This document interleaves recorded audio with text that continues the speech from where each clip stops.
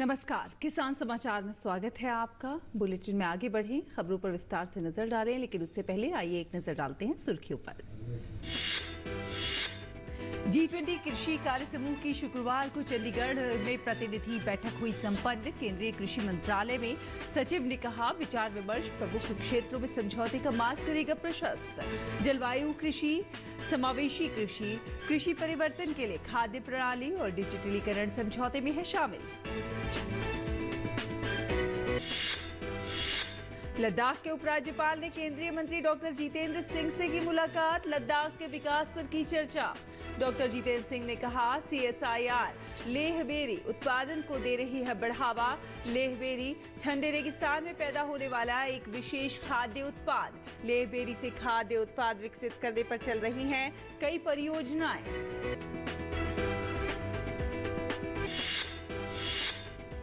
11 महीने की छोटी सी अवधि में अब तक 40,000 से अधिक अमृत सरोवरों का हो चुका है निर्माण।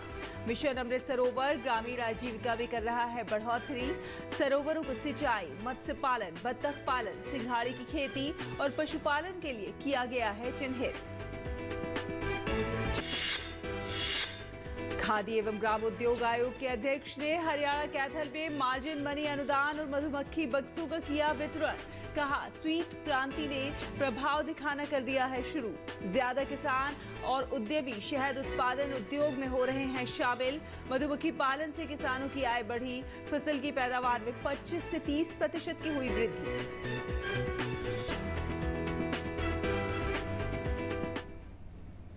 तो आइए अब खबरों पर विस्तार से नजर डालते हैं। G20 कृषि कार्य समूह की प्रतिनिधि बैठक शुक्रवार को चंडीगढ़ में संपन्न हो गई। बैठक के तीसरे और अंतिम दिन 2 सत्र G20 के सदस्य देशों के विज्ञप्ति मसौदा तैयार करने पर केंद्रित थे। अन्य आमंत्रित देशों और अंतर्राष्ट्रीय संगठनों के प्रतिनिधियों ने भी सत्र के दौरान अपने विचार रखे और मसौदा तैयार करने में एक समावेशी चर्चा में योगदान दिया।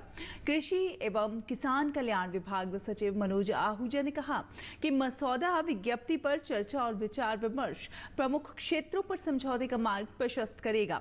इसमें खाद्य सुरक्षा और पोषण, जलवायु कृषि, समावेशी कृषि, एक पृथ्वी एक परिवार और एक भविष्य की भावना को ध्यान में रखते हुए कृषि परिवर्तन के लिए खाद्य प्रणाली और डिजिटलीकरण शामिल हैं। बैठक के बाद प्रतिनिधियों ने हरियाणा के पिंजौर में ऐतिहासिक यादवेंद्र गार्डन का भी दौरा किया और लद्दाख के उपराज्यपाल ब्रिगेडियर सेवानिवृत्त BT मिश्रा ने शुक्रवार को केंद्रीय मंत्री डॉक्टर जितेंद्र सिंह से मुलाकात की और उनके साथ क्षेत्र में विकास से संबंधित कई अन्य मुद्दों पर विचार विमर्श किया। डॉक्टर जितेंद्र सिंह ने कहा कि लेह बेरी से खाद्य उत्पाद विकसित करने के बारे में कई परियोजनाएं चल रही हैं जो इस क्षेत्र का पोषण से भरपूर और एक्सोटिक विदेशी फल है। CSIR लेह बेरी उत्पादन को बढ़ावा दे रही है। लेह बेरी ठंडे रेगिस्तान में पैदा होने वाले एक विशेष खाद्य उत्पाद हैं जो व्यापक उद्यमिता के साथ साथ स्वयं की आजीविका का भी साधन है। डॉक्टर जितेंद्र सिंह ने मई 2018 में हुई प्रधानमंत्री नरेंद्र मोदी की लद्दाख यात्रा का उल्लेख किया, जिसमें प्रधानमंत्री ने सी बकथॉर्न हिरन का सींग के व्यापक खेती की सलाह दी थी जो लेह बेरी का स्रोत है। उन्होंने कहा, CSIR स्थानीय किसानों और स्वयं सहायता समूहों द्वारा उपयोग में की जाने वाली फसल कटाई मशीनों को विकसित कर रहा है, क्योंकि वर्तमान में 10% बेरी ही जंगली सी बकथॉर्न पौधों से निकाली जा रही है। और सरकारी पोर्टल जेम से वस्तुओं और सेवाओं की खरीद वित्त वर्ष 2022-23 में 2 लाख करोड़ रुपए से अधिक रही।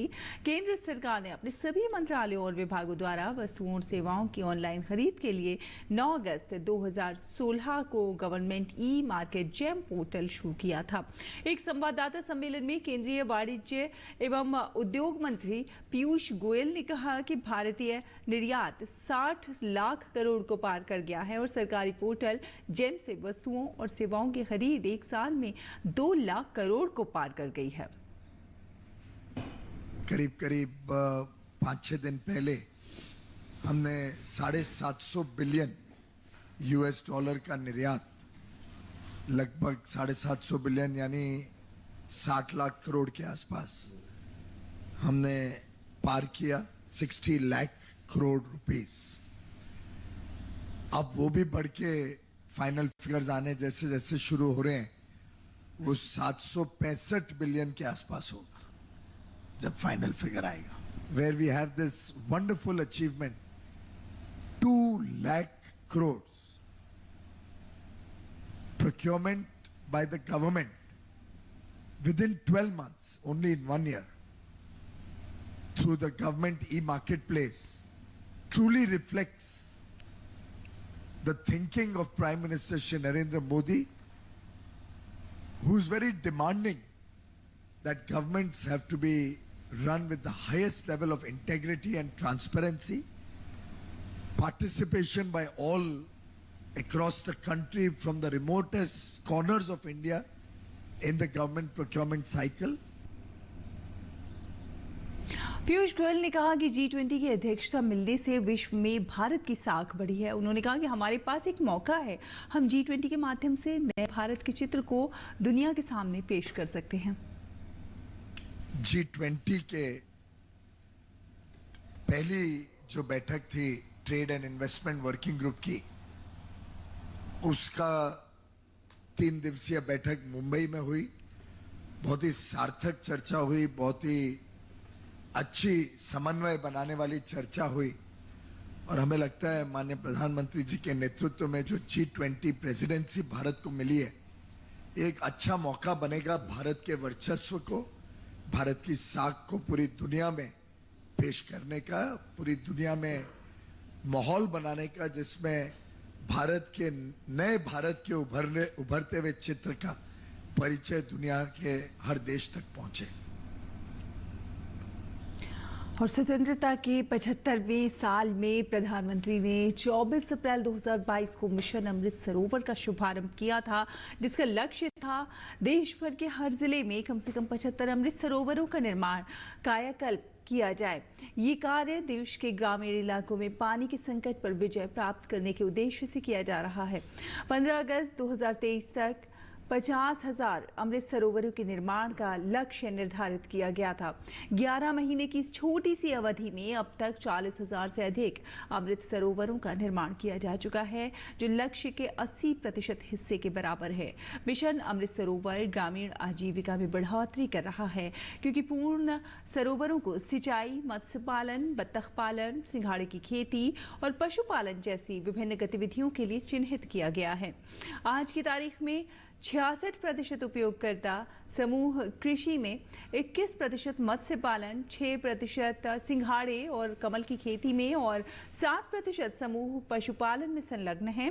इन गतिविधियों को विभिन्न उपयोगकर्ता समूह चला रहे हैं, जिनमें से प्रत्येक किसी न किसी अमृत सरोवर से जुड़ा हुआ है. खादी एवं ग्राम उद्योग आयोग के अध्यक्ष मनोज कुमार ने हरियाणा कैथल में प्रधानमंत्री रोजगार सृजन कार्यक्रम योजना के अंतर्गत 803 लाभार्थियों के लिए 26.45 करोड़ रुपए का मार्जिन मनी अनुदान जारी किया. PMEGP के अंतर्गत इन लाभार्थियों को उद्योग स्थापित करने के लिए बैंकों द्वारा 86.57 करोड़ रुपए की मंजूरी दी गई है. इस अवसर पर मनोज कुमार ने हनी मिशन के अंतर्गत 40% मधुमक्खी पालकों के बीच 400 मधुमक्खी बक्सों का भी वितरण किया और कहा कि प्रधानमंत्री द्वारा आह्वान की गई स्वीट क्रांति ने अपना प्रभाव दिखाना शुरू कर दिया है, क्योंकि अब ज्यादा किसान और उद्यमी शहद उत्पादन उद्योग में शामिल हो रहे हैं. उन्होंने कहा कि मधुमक्खी पालन से किसानों की आय में बढ़ोतरी हुई है और फसल की पैदावार में 25 से 30% तक की वृद्धि हुई है. हनी मिशन के अंतर्गत खादी एवं ग्राम उद्योग आयोग किसानों और बेरोजगारों को शहद उत्पादन का प्रशिक्षण दे रहा है, साथ ही साथ मधुमक्खी के बक्सों का भी वितरण कर रहा है.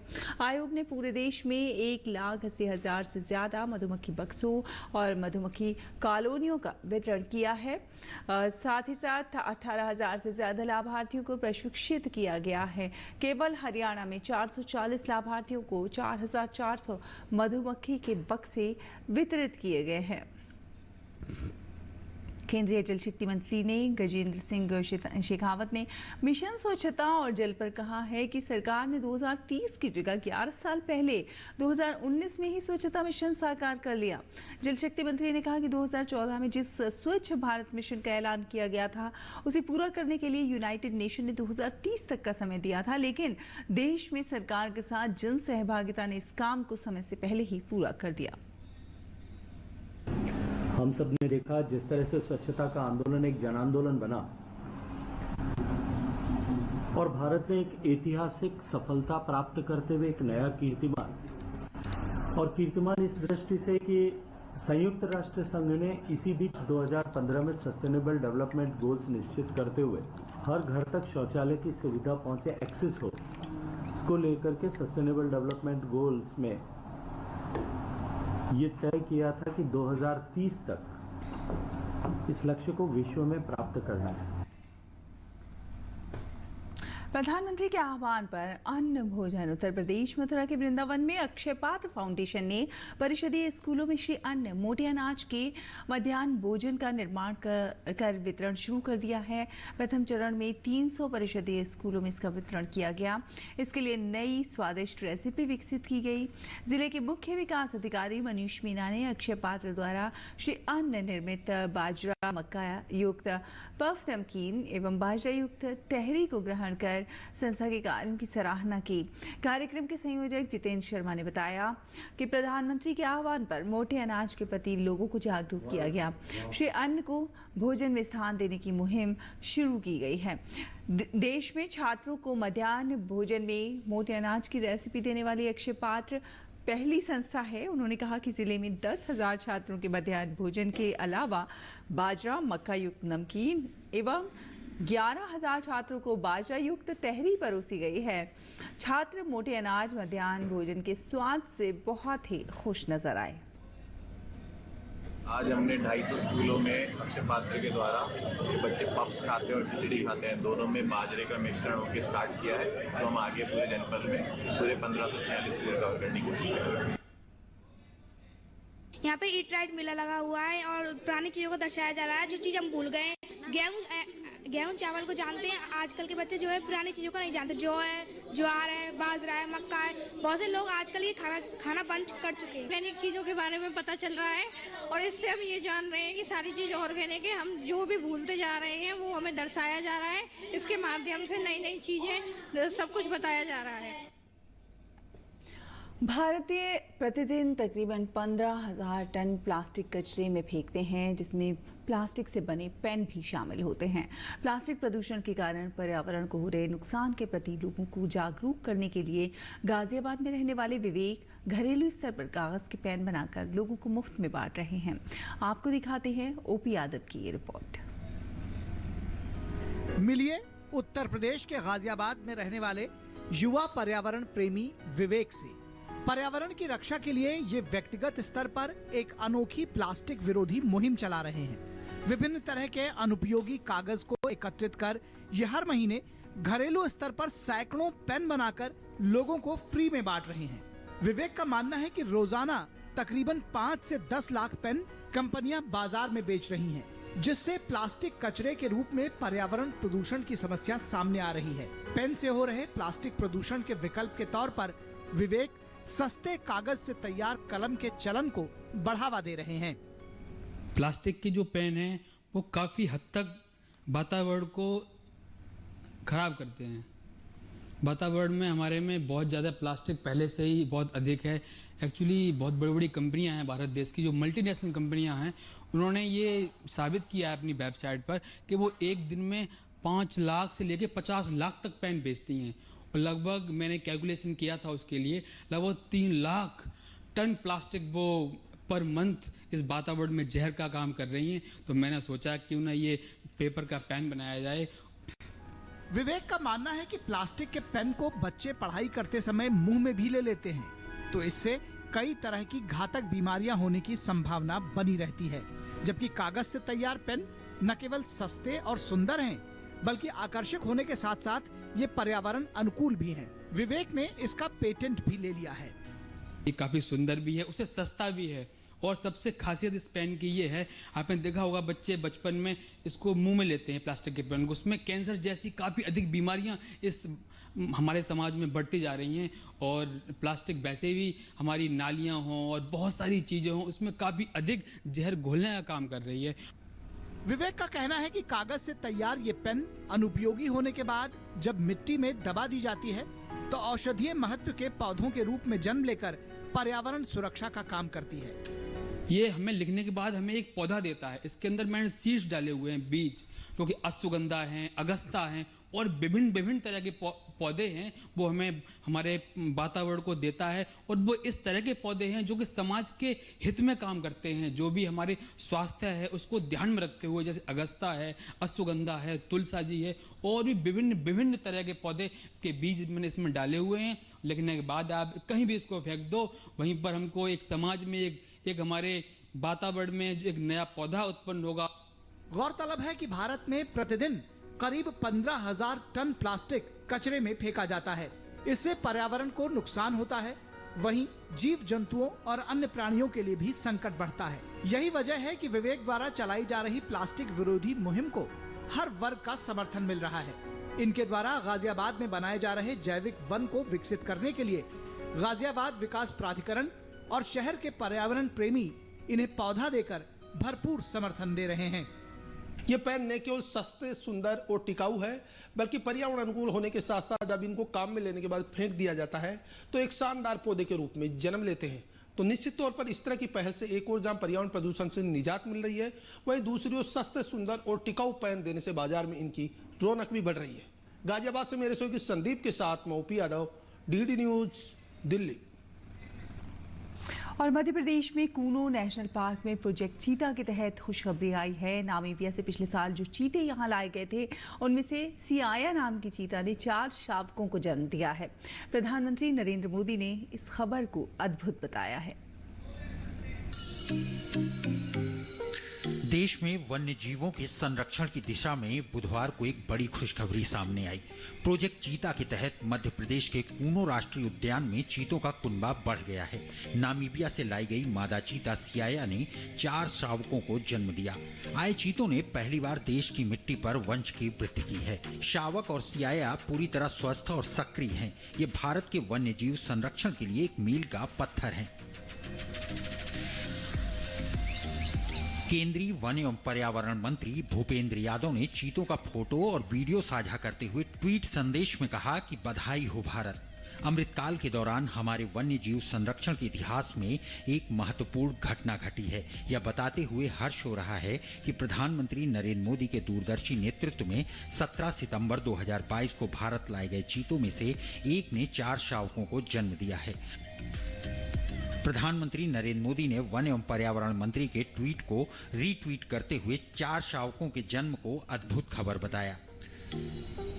कूनो राष्ट्रीय उद्यान के प्रधान मुख्य वन संरक्षक JS चौहान ने बताया कि विगत 1 सप्ताह से मादा चीता सियाया की गतिविधियां एक ही स्थान पर केंद्रित थी और इससे ये एहसास हुआ कि संभवतः सियाया बच्चों को जन्म देने वाली है। उन्होंने कहा कि जो शावक पैदा हुए हैं वो पहले भारतीय चीता हैं। वो अभी जो प्री रिलीज एंक्लोजर हैं उसमें, बड़े एंक्लोजर हैं उसमें हैं अभी वो और सुरक्षित हैं। सियाया अभी इसकी उम्र 3 साल है और ये जो कब्स पैदा हुए हैं ये पहले भारतीय चीता आप इनको कह सकते हो, क्योंकि यहाँ भारत की ज़मीन पर यहाँ आने के बाद ये बच्चे पैदा हुए। देश के आखिरी चीते की 1947 में वर्तमान के छत्तीसगढ़ के कोरिया जिले में मृत्यु हो गई थी। 1952 में चीता की प्रजाति को पूरी तरह से विलुप्त घोषित कर दिया गया था। प्रधानमंत्री नरेंद्र मोदी ने नामीबिया से लाए गए 5 मादा और 3 नर चीतों को पिछले साल 17 सितंबर को अपने 72वें जन्मदिन पर मध्य प्रदेश के कूनो राष्ट्रीय उद्यान में छोड़ा था, जिन्हें 50 दिन छोटे बाड़ों में क्वारंटाइन रखने के बाद बड़े बाड़े में शिफ्ट कर दिया गया। इसके बाद विगत फरवरी में ही दक्षिण अफ्रीका से 12 चीतों की दूसरी खेप कूनो लाई गई। इन्हें मुख्यमंत्री शिवराज सिंह चौहान और केंद्रीय मंत्री भूपेंद्र यादव ने कूनो राष्ट्रीय उद्यान के क्वारंटाइन बाड़ों में रिलीज किया था। इसके बाद चीतों की कुल संख्या 20 हो गई थी, लेकिन सोमवार को पहले मादा चीता शाशा की मौत के बाद यह संख्या घटकर 19 रह गई थी। 4 शावकों के जन्म के बाद अब चीतों की संख्या 23 हो गई है। Bureau report, DD news.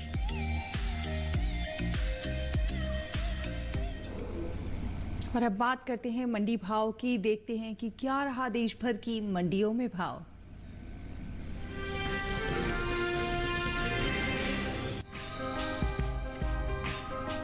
कृषि उपज मंडियों में कपास की आवक सामान्य बनी हुई है। गुजरात की ज्यादातर मंडियों में शुक्रवार को कपास की आवक अधिक देखने को मिली। भाव की बात करें तो 31 मार्च को बोडेली और सूरतगढ़ मंडी में कपास के सौदों में मजबूती के साथ कारोबार हुआ, जबकि जम्बूसर और उचाना मंडी में इस दौरान कपास के भाव में कोई बदलाव देखने को नहीं मिला। एग्मार्क नेट के मुताबिक गुजरात की बोडेली मंडी में 30 मार्च को कपास का भाव रहा 7,450 रुपए। 31 मार्च को इसके भाव में 295 रुपए का उछाल आया और भाव जा पहुंचा 7,745 रुपए पर। वहीं राज्य की ही जम्बूसर मंडी में बीते 2 दिनों के दौरान कपास के भाव स्थिर रहे। यहां 30 और 31 मार्च को कपास 6,800 रुपए पर बिकी। इसी तरह हरियाणा की उचाना मंडी में 30 मार्च को कपास का भाव था 7,445 रुपए। 31 मार्च को इसके भाव में कोई बदलाव देखने को नहीं मिला और भाव 7,445 रुपए पर बरकरार रहा। जबकि राजस्थान की सूरतगढ़ मंडी में इस दौरान कपास के सौदों में मजबूती के साथ कारोबार हुआ।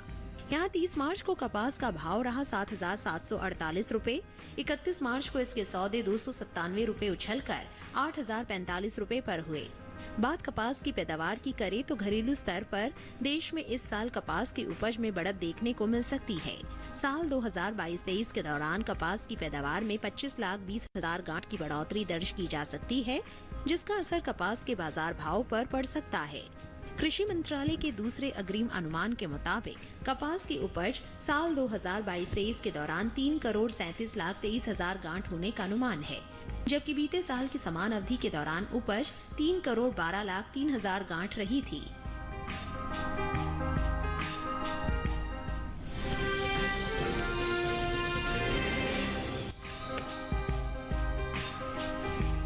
कृषि उपज मंडियों में इन दिनों सोयाबीन की आवक सामान्य बनी हुई है। हालांकि शुक्रवार को कुछ ही मंडियों में सोयाबीन बिकवाली के लिए पहुंची। भाव की बात करें तो गुजरात की दाहोद और मध्य प्रदेश की बड़ौद मंडी में सोयाबीन के सौदे मजबूती के साथ हुए। एग्मार्क नेट के मुताबिक गुजरात की दाहोद मंडी में सोयाबीन के सौदों में मजबूती के साथ कारोबार हुआ। यहाँ 29 मार्च को सोयाबीन का भाव रहा 5,270 रुपए। 31 मार्च को इसके भाव में 230 रुपए का उछाल आया और भाव जा पहुंचा 5,500 रुपए पर। मध्य प्रदेश की बड़ौद मंडी में इस दौरान सोयाबीन के भाव में तेजी देखने को मिली। यहाँ 30 मार्च को सोयाबीन का भाव था 4,950 रुपए। 31 मार्च को इसके सौदों में 250 रुपए का उठाव आया और भाव हो गया 5,200 रुपए। ये साल तिलहनी फसलों की पैदावार के लिए अच्छा साबित हुआ है। मौसम की अनुकूलता का असर तिलहन की पैदावार पर देखने को मिला है। इस साल कुल तिलहन की उपज का रिकॉर्ड टूटने जा रहा है। कृषि मंत्रालय की ओर से जारी दूसरे अग्रिम अनुमान के मुताबिक देश में घरेलू स्तर पर कुल तिलहन की पैदावार रिकॉर्ड स्तर पर पहुंच गई है। साल 2022-23 के दौरान कुल तिलहन की पैदावार 400,01,000 टन होने का अनुमान है, जो पिछले वर्ष के तिलहन उत्पादन की तुलना में 20,38,000 टन अधिक है। जबकि बीते साल इस दौरान कुल तिलहन की उपज 379,63,000 टन रही थी।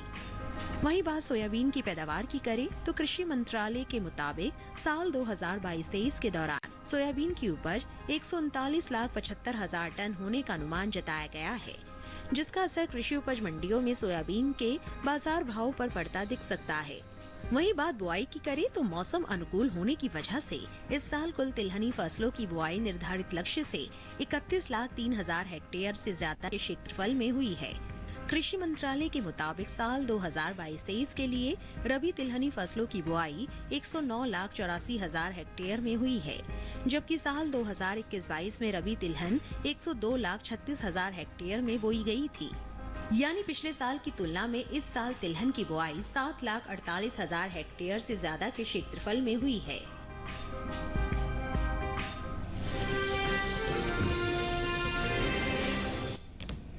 और आइए अब देखते हैं कुछ और खास खबरें। खास खबर में भारत के G20 शेरपा अमिताभ कांत की अध्यक्षता में केरल की कुमारकोम के सुरम्य गांव में हुई बैठक। शेरपा बैठक के हिस्से के रूप में डिजिटल सार्वजनिक अवसंरचना और हरित विकास पर 2 अलग कार्यक्रम की शुरुआत हुई। बैठक में तकनीकी परिवर्तन, त्वरित समावेशी और लचीला विकास समेत विभिन्न विषयों पर चर्चा हुई। G20 शेरपा की दूसरी बैठक के तर शेरपाओं और प्रतिनिधियों को केरल की संस्कृति से रूबरू कराया गया। प्रतिनिधियों के लिए सांस्कृतिक कार्यक्रमों का आयोजन किया गया। साथ साथ प्रतिनिधियों ने बोट राइड का भी आनंद लिया। इंदौर के बलेश्वरू महादेव झूलेलाल मंदिर में हुए हादसे में अब तक 36 शवों को निकाला जा चुका है। बचाव कार्य में 18 लोगों को सुरक्षित निकाला गया है। घायलों का इंदौर में इलाज चल रहा है। मुख्यमंत्री शिवराज सिंह चौहान ने घटनास्थल और अस्पताल का दौरा किया। मुख्यमंत्री ने सभी मृतकों और हताहतों के प्रति संवेदना व्यक्त करते हुए कहा कि मामले की जांच हो रही है। एक राष्ट्र, एक ग्रिड और एक मूल्य की तर्ज पर प्राकृतिक गैस क्षेत्र में समान टैरिफ के लिए प्राकृतिक गैस नियामक बोर्ड ने अधिसूचना जारी कर दी है। प्रधानमंत्री नरेंद्र मोदी ने इसकी सराहना करते हुए इसे ऊर्जा और गैस क्षेत्र में एक उल्लेखनीय सुधार बताया। बोर्ड ने कहा कि समान टैरिफ 73 रुपए 93 पैसे प्रति metric million British thermal unit होगा। उत्तराखंड दौरे पर गए केंद्रीय स्वास्थ्य मंत्री डॉक्टर मनसुख मांडविया ने कल ऋषिकेश स्थित एम्स का भी दौरा किया। इस दौरान उन्होंने मरीजों, छात्रों, कर्मचारियों के साथ संवाद भी किया। देश में टीकाकरण का आंकड़ा भी तेजी से बढ़ रहा है। कोविड महामारी के खिलाफ सबसे प्रभावी हथियार के रूप में शुरू किए गए टीकाकरण अभियान के तहत देश में अब तक 220.65 करोड़ से अधिक टीकों की खुराक दी जा चुकी है। पिछले 24 घंटों में 6,553 से अधिक कोविड टीके लगाए गए। प्रयागराज के संजय मार्केट में भीषण आग लग गई। हादसे के बाद मौके पर हड़कंप मच गया। दमकल की गाड़ियां मौके पर मौजूद हैं। जानकारी के मुताबिक आग इतनी भीषण थी कि इसकी चपेट में कई दुकानें आ गईं। हालांकि अभी तक आग लगने के कारणों का पता नहीं चल सका। तो इसी के साथ किसान समाचार में अभी के लिए बस इतना ही। नमस्कार।